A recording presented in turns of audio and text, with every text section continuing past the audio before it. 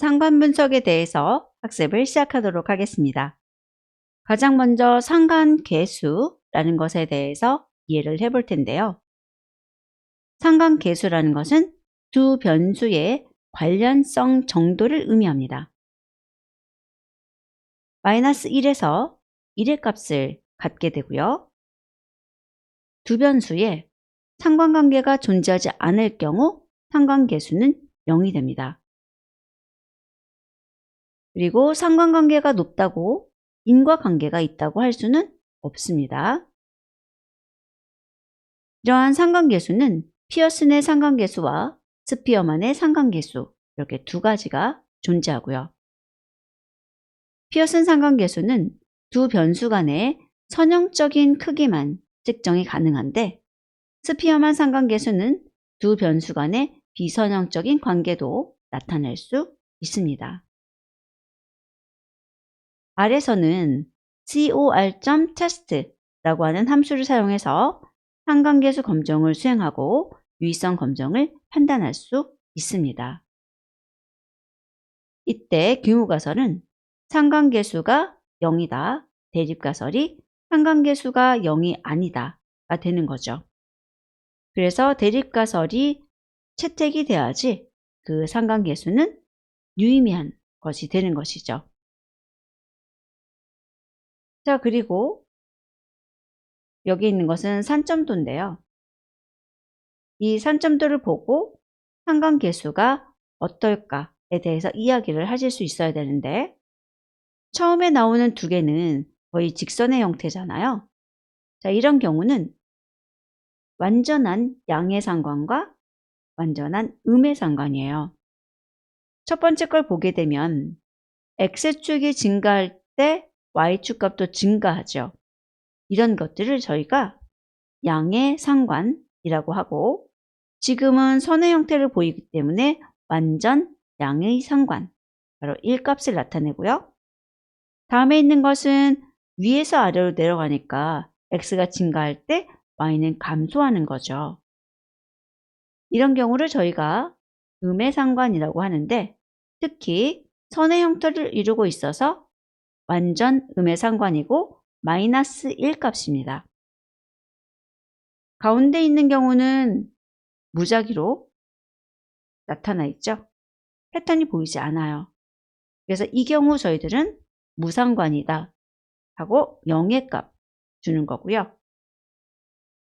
그 다음에 뒤에 두 개 있는데 이 두 가지는 양의 상관이고 음의 상관인 건 맞는데 데이터들이 퍼져 있어서 선의 형태가 아니죠. 이 경우는 그냥 양의 상관이고요. 음의 상관을 말하는 것입니다. 자, 그리고 특히 여기 있는 -1에서 1이라는 범위 꼭 기억하시고 피어슨하고 스피어만 상관계수에서 뒤쪽에서 좀 더 자세히 다루겠지만 우선은 피어슨 상관계수는 선형적인 크기만 측정을 가능하고 스피어만 상관계수는 비선형적인 관계도 나타낼 수 있다는 것을 기억해 주세요. 선형적인 거, 비선형적인 거 다 나타낼 수가 있습니다. 자, 다음은 공분산이라는 것부터 이야기를 해볼게요. 저희들이 피어슨 또는 스피어만 상관계수를 이야기할 때 기본이 되는 게 공분산이거든요. 자, 공분산은 두 개 확률 변수의 선형 관계를 나타내는 값입니다. 선형 관계. 자, 그래서 공분산을 구하는 방법을 보게 되면 모집단 같은 경우는 이게 관찰값이죠. 그리고 이게 평균이에요. 그럼 이것은 편차네요. 그래서 x에 대한 편차와 y에 대한 편차를 구해서 곱하고 그 값들을 다 더한 것을 n으로 나누는 것을 볼 수가 있고요. 그 다음에 표본의 공분산 같은 경우는 x에서 x의 평균, y에서 y의 평균을 뺀 편차 두 개를 곱해서 모두 다 합을 구한 다음에 n-1로 나누는 것을 볼 수 있습니다. 그래서 차이점이 n으로 나누냐 n-1로 나누냐, 이게 가장 두드러지는 차이점이죠. 자, 그리고 하나의 변수가 상승하는 경향을 보일 때 다른 값도 상승하는 선형 상관성이 있다면 양의 공분산을 갖는 거고요. 두 확률 변수 xy가 독립이라면 공분산은 0입니다. 독립이면 공분산은 0이에요. 그리고 관측값들이 4개 면에 균일하게 분포되어 있다고 추정할 수 있죠. 4개 면이라는 것은 1사분면, 2사분면, 3사분면, 4사분면 이런 것들을 의미하고요. 그래서 그냥 그 그래프에서 한점도 아까 보셨죠? 골고루 분포하는, 랜덤하게 분포하는 그러한 상태를 말합니다. 그리고 공분산, COV에서 x, y라는 것이 공분산이에요. 공분산이 0이라고 해서 항상 두 확률 변수 xy가 독립인 것이 아니다. 자, 여기 두 가지 말에 대해서 다시 한번 확인하면 두 확률 변수 xy가 독립이면 공분산이 0이지만 공분산이 0이라고 해서 두 확률 변수 xy가 독립인 것은 아니다라는 거예요. 선형 관계를 갖는다는 것은 어떤 선의 형태를 취하는 관계를 가졌다는 건데 그 관계가 꼭 어떤 하나의 선 형태로만 나오는 것은 아니기 때문이죠. 무엇인가 관계가 있을 수 있다는 거예요. 자, 그리고 피어슨 상관계수라고 하는 것은 xy의 공분산을 xy의 표준 편차의 곱으로 나눈 거예요. 그래서 공분산을 구하고 그 공분산을 x와 y의 표준 편차 곱으로 나눈다. 그래서 CORR이라고 해서 상관계수가 표현되는데 공분산이 위에 나오고요. 아래쪽에 보시면은 표준 편차의 곱구에서 공분산을 나누고 있는 것을 볼 수 있습니다. 그리고 표본의 경우에는 이런 식으로 샘플의 표준 편차 구에서 그 곱을 구한 다음에 나누는 것을 볼 수가 있죠. 그래서 이렇게 표준 편차의 곱으로 나누었기 때문에 범위가 마이너스 1에서 1이 되는 것입니다. 대상 자료는 등간척도나 비율척도인 경우 사용이 되는 것이고요. 두 변수 간의 선형적인 크기만 측정이 가능합니다. 앞에서도 한번 나왔죠. 자, 그리고 스피어만 상관계수는 서열척도인 자료에서 사용이 가능합니다. 그리고 두 변수 간의 비선형적인 관계를 나타낼 수가 있고요. 두 변수의 순위 사이의 통계적 의존성을 측정하는 비모수적인 척도이고 연속형 외에 이산형도 사용이 가능합니다. 이산형이 사용이 가능하다라는 것은 범주형 변수라는 것을 의미하고 그 중에서도 서열척도인 것이 사용이 되는 것이죠. 스피어만 상관계수는 원시 데이터가 아니라 각 변수에 대해서 순위를 매긴 값을 기반으로 계산을 하게 되고요. 두 변수 안의 순위가 완전히 일치하면 1, 완전히 반대면은 마이너스 1이라는 값을 갖게 됩니다. 스피어만 상관계수를 사용하는 것의 예를 보면 수학을 잘하는 학생이 영어도 잘하는 것과 상관이 있는지 알아보는데 사용될 수 있는데요. 수학이나 영어 점수에 대해서 등수를 매겨놓고 그 등수가 완전히 일치하면은 1, 완전히 반대하면은 마이너스 1이라고 할 수 있는 것이죠. 자, 그리고 피어슨 상관계수는 표준 편차의 곱으로 나누어서 값이 마이너스 1에서 1 사이의 범위로 바뀌는 거죠. 스케일링이 되는 거예요. 자, 그런데 공분산 같은 경우는 그런 것이 보이지 않죠. 그래서 이 공분산은 측정 단위의 영향을 받습니다. 그 단위가 크면은 공분산 값이 클 수 있고 단위가 작으면은 공분산 값이 작을 수 있다는 이야기예요. 피어슨 상관계수 구하는 문제를 풀어보도록 하겠습니다. 자, 첫 번째 문제는 응답자의 표준 편차 그리고 공분산에 대해서 다 주어졌어요. 그러면 저희들이 피어슨 상관계수를 구하는 식에 바로 대입을 하면 되는데요. 피어슨 상관계수는 공분산을 두 개의 변수의 표준 편차의 곱으로 나눠주시면 되죠. 모집 단일 때와 표본집 단일 때 동일한 것을 볼 수가 있고요. 사용하는 표준 편차가 모집단 거냐 아니면 표본의 것이냐 이것만 다르네요. 자, 그래서 여기 나오는 공분산 4 그리고 표준 편차 2 곱하기 2 해서 또 4로 나누면 1이 나오는 것을 볼 수가 있고요. 두 번째 문제는 직접 구해줘야 되는 문제인데요. 여기에서 응답자의 키하고 몸무게 정보를 가지고 있고 그 키와 몸무게의 피어슨 상관계수를 구하는 것을 묻고 있습니다. 단 모집단에 대한 값을 구해주시면 된다라고 되어 있죠. 보면 데이터들이 5씩 값의 차이가 나는 것을 볼 수가 있어요. 그러면 여기에서 우리는 편하게 평균 구할 수가 있죠. 자, 평균 값은 여기 나와 있는 175와 75예요. 무게중심이니까요. 그러면 피어슨 상관계수라는 것은 공분산 구하고 그 다음에 모집단에 대한 표준 편차 x하고 y에 대한 것을 구하면 되겠네요. 자, 그러면 한번 구해보죠. 우선은 평균 두 개는 구해져 있고요. 그 다음에 분산이라고 하는 것은 저희들이 편차 제곱의 합을 개수로 나누면 되죠. 그러면 편차를 구해야 되는데 편차라는 것은 각각의 값 빼기 평균이에요.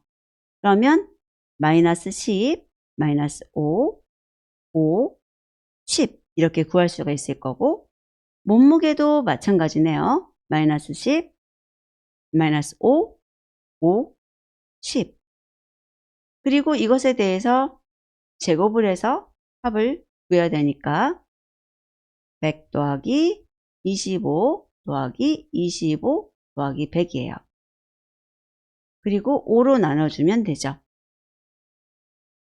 그러면 이것은 250을 5로 나눈 것이고 결과적으로 50이 나오게 되죠. 그리고 표준 편차는 이것에다가 루트를 씌우면 되잖아요. 그래서 50에다가 루트를 씌운 것이 표준 편차라는 걸 알 수가 있습니다. 자, 그런데 키하고 몸무게가 동일하죠. 그래서 저희들이 여기서는 키에 대한 것, 몸무게에 대한 것 모두 다 루트 50이 나올 것이고요. 공분산 같은 경우에 이쪽 키의 편차와 몸무게의 편차를 곱해서 그것을 다 더한 다음에 개수로 나눠주셔야 돼요. 그러면 10 곱하기 10, 5 곱하기 5 나와 있는 여기 있는 식하고 동일하게 되는 거죠. 그러면 분산하고 공분산이 동일한 것을 볼 수 있습니다. 자, 그래서 정리를 해보면 키의 평균 표준 편차, 몸무게의 평균 표준 편차, 그리고 공분산 같은 경우에도 식에 의해서 구해주시게 되면 50이 나오는 거죠. 따라서 상관계수를 구하게 되면 50 나누기 루트 50 곱하기 루트 50 이거는 50이 되죠.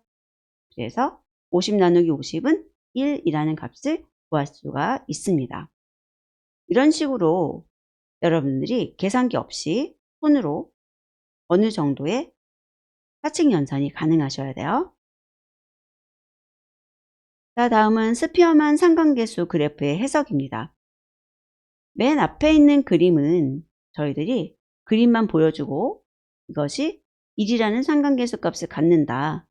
그러면 스피어만인지 피어슨인지 그것을 답하라는 문제로도 나왔었어요.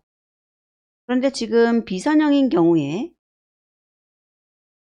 직선은 아니지만 이렇게 곡선이지만 어떤 선을 이루고 있죠. 이 경우에 1의 값을 갖는 것이 스피어만이에요.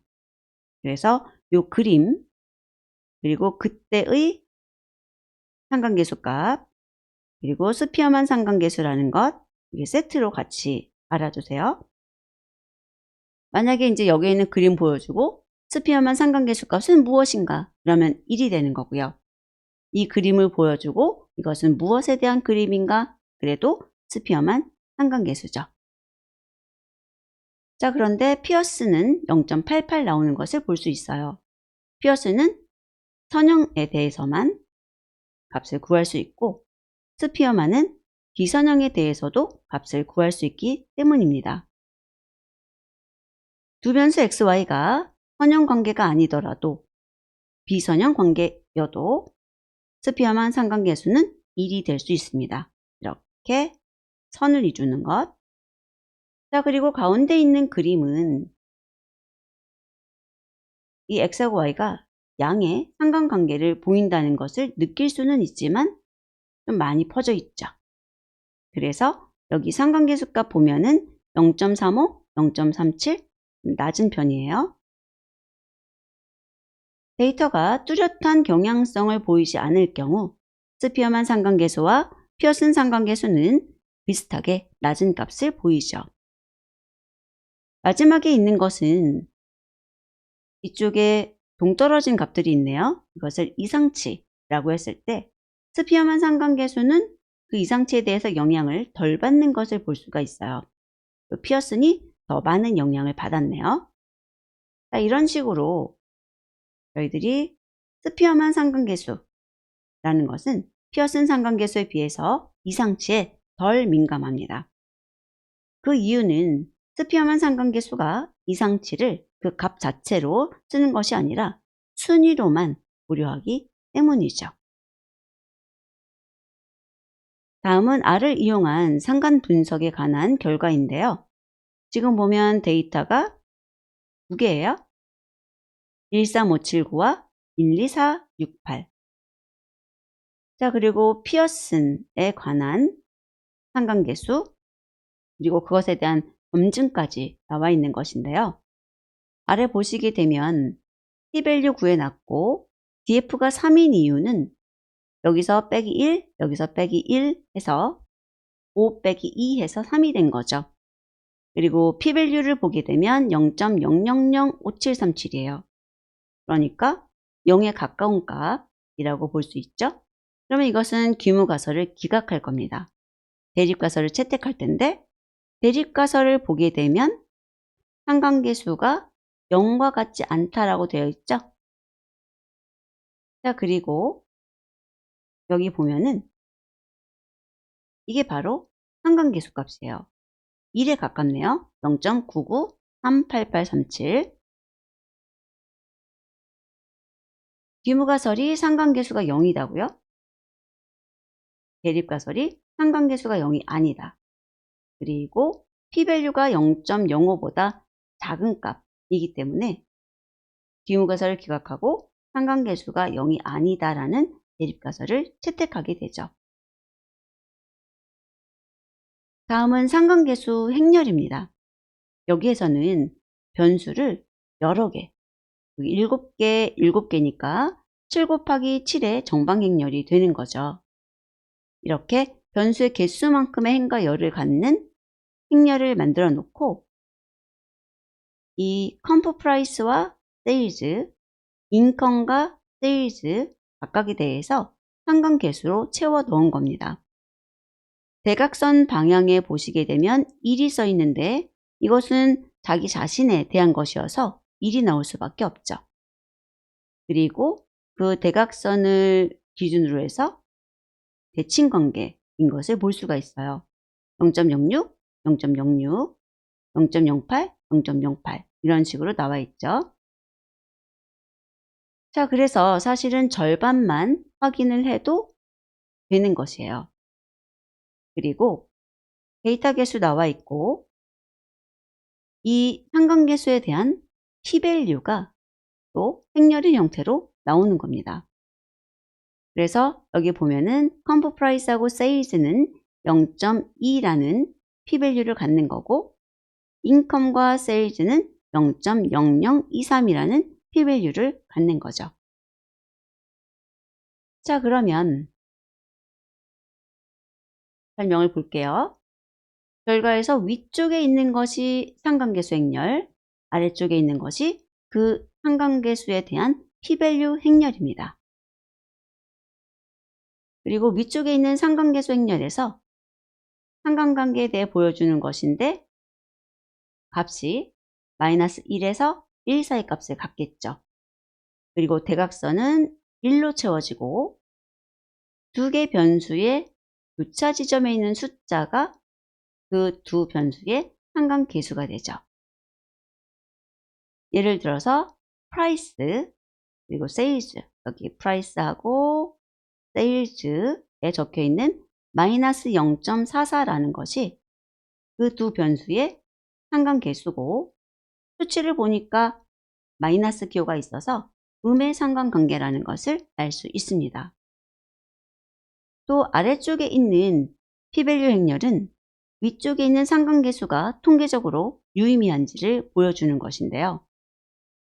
price와 sales, 여기 보면 price 있고 sales라는 것에 있는 수치가 0이잖아요. 그래서 통계적으로 유의미하다 라고 할 수 있고 또 sales하고 comp price는 0.2 그리고 sales하고 population은 0.314 이런 값을 갖고 있어서 0.05보다 크니까 통계적으로 유의하지 않죠.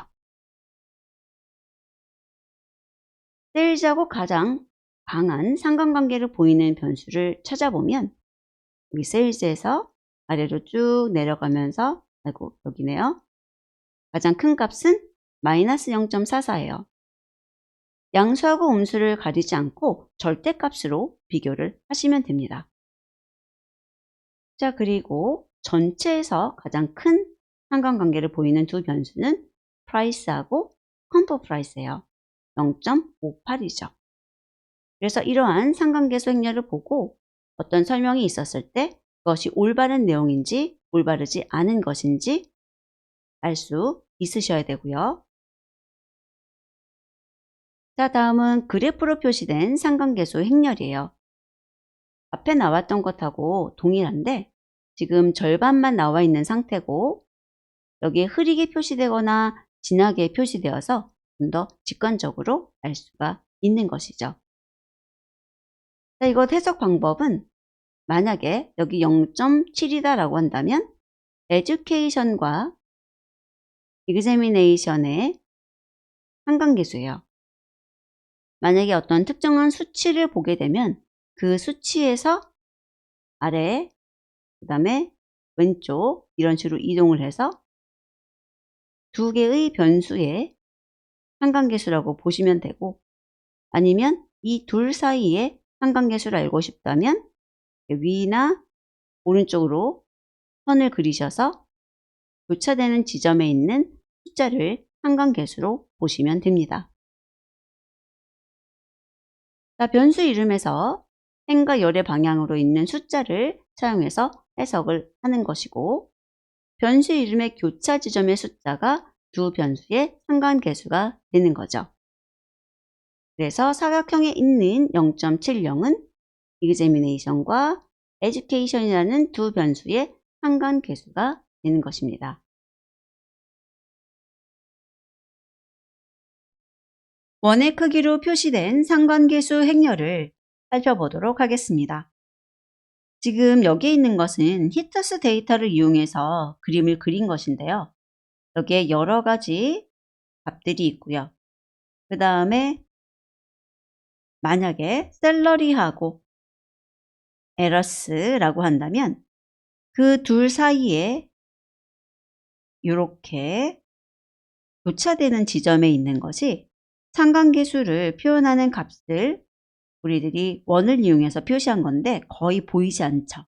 이렇게 보이지 않는다는 것은 0에 가깝다는 이야기입니다.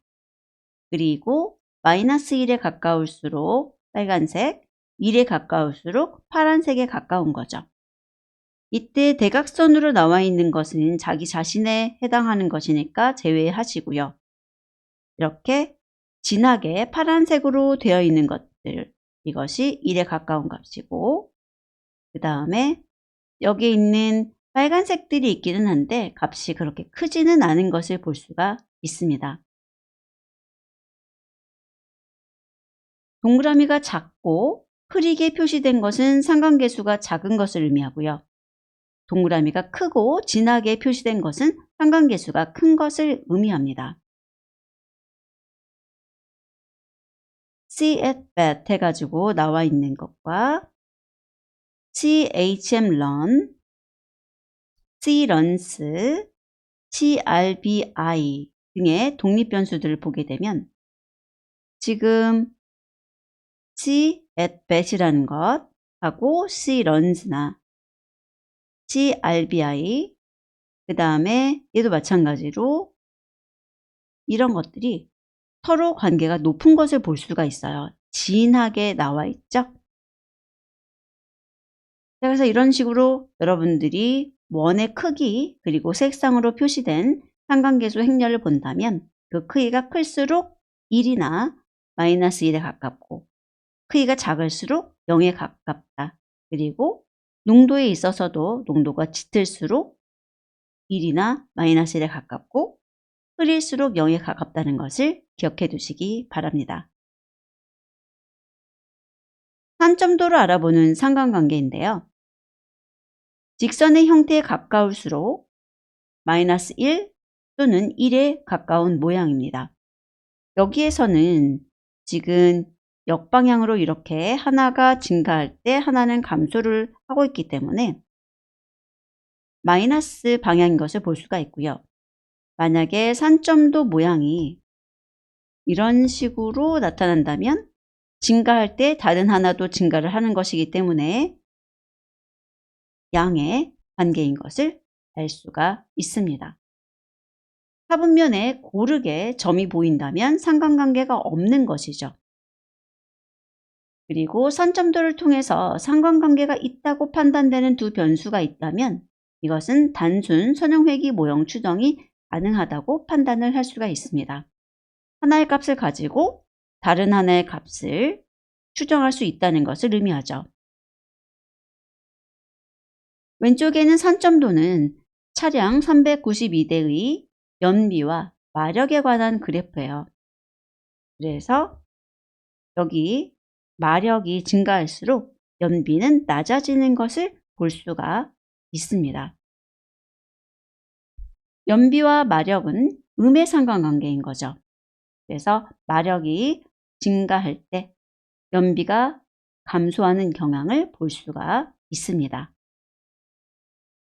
연비와 마력 간의 선형성을 볼 수 있기 때문에 그 영향력으로 단순 선형회귀 모형 추정이 가능하고요. 연비와 마력은 비율척도이기 때문에 피어슨 상관계수로 분석이 가능하다는 것도 같이 알아두세요.